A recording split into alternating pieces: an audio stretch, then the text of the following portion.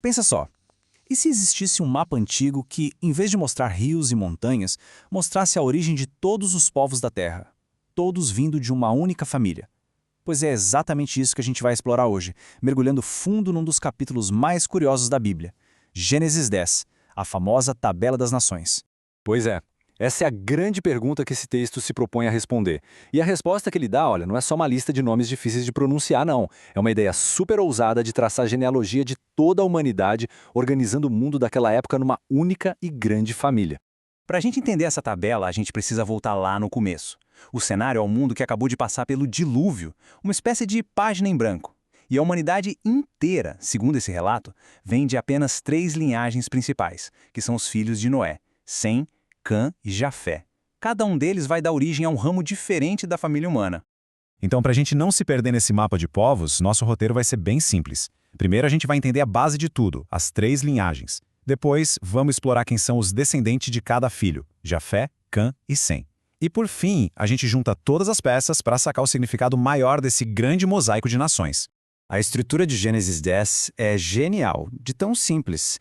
Ela pega dezenas de povos e tribos e organiza tudo a partir de uma origem só, criando uma história de unidade, sabe? Antes de toda a diversidade que veio depois.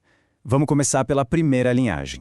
A primeira linhagem que o texto detalha é a de Jafé. Os descendentes dele são geralmente ligados aos povos que se espalharam para o norte e para o oeste, povoando o que o texto chama de as Ilhas das Nações.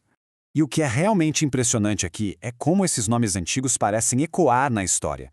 Muitos estudiosos conectam Gomer com os Cimérios, Javã com os gregos, Tarsis com regiões bem distantes lá no Mediterrâneo, talvez até a Espanha. É como se fosse um primeiro mapa dos povos do mundo.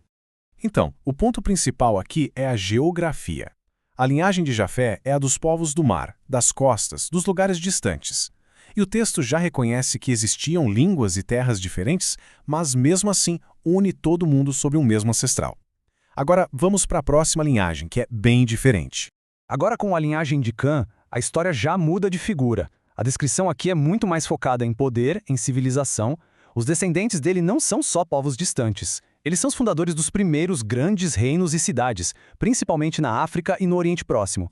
E aqui, os nomes são muito, mas muito importantes. Misraim, por exemplo, é o nome hebraico para o Egito. Cuxi está ligado à Anúbia, a região ao sul do Egito. E Canaã, claro, dá o nome à terra que vai ser o centro de toda a história bíblica. É como se a história estivesse sendo desenhada bem na nossa frente. E aí, no meio dessa linhagem de Cã, surge um personagem que se destaca de todo o resto. Nimrod. Ele não é só mais um nome na lista, ele ganha uma pequena biografia. O texto diz que ele foi o primeiro grande líder poderoso dessa nova era.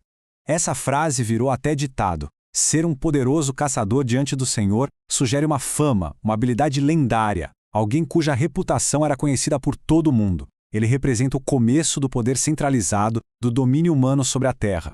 Mas ele não era só um caçador, não. O legado dele é de um verdadeiro construtor de impérios. Nimrod funda cidades. E que cidades! Babel, Nínive, são alguns dos centros mais importantes da antiga Mesopotâmia. Ele se torna o modelo do fundador de civilizações. Beleza, agora vamos para a terceira e última linhagem, a de Sem. Se Cã foi o construtor de reinos e Jafé o pai dos povos distantes, Sem é apresentado como a linhagem central. É daqui que vai sair o foco principal de toda a narrativa da Bíblia.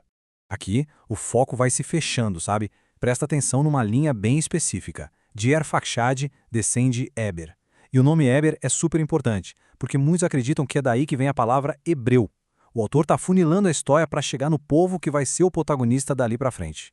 E aí vem uma nota, assim, bem misteriosa. O nome Peleg significa divisão, e o texto diz que nos dias dele se repartiu a terra. Isso provavelmente é uma piscadela para o que vai acontecer no próximo capítulo, a história da Torre de Babel. É um jeito de conectar a genealogia com os grandes eventos da história.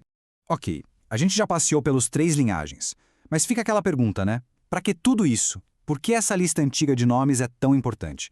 Agora vamos juntar as peças para entender o grande significado por trás da Tabela das Nações. No fundo, é isso. Gênesis 10 é uma declaração teológica muito poderosa. Ele está dizendo que, apesar de todas as nossas diferenças de língua, cultura, geografia, toda a humanidade tem uma origem comum. Egípcios, gregos, babilônios, todo mundo faz parte da mesma e imensa árvore genealógica. Então, dá pra gente resumir a importância disso em 3 pontos-chave. Primeiro, a ideia de que a humanidade é uma só. Segundo, a soberania de Deus sobre a história, mostrando que os povos não surgiram do nada, mas que existe uma ordem, um propósito. E terceiro, esse capítulo prepara o palco para a história de Israel, colocando esse povo dentro do mapa de todas as nações do mundo. E o capítulo fecha com uma frase que amarra tudo, olha só. É um ato de organização divina. As nações não apenas se espalharam, elas foram divididas, repartidas, como se fosse de acordo com um plano maior. Se a gente tivesse que colocar a mensagem de Gênesis 10 numa frase curta, seria essa. A partir da unidade de uma família surge a diversidade de muitas nações, e tudo isso sob o olhar de um único Deus que governa a história. Isso tudo deixa uma pergunta para a gente pensar, né? Num mundo tão cheio de divisões, o que significa levar a sério essa ideia antiga de que toda a humanidade tem uma origem só? Como essa perspectiva de uma família global sobre um Deus soberano pode influenciar o jeito que as pessoas se relacionam umas com as outras hoje em dia?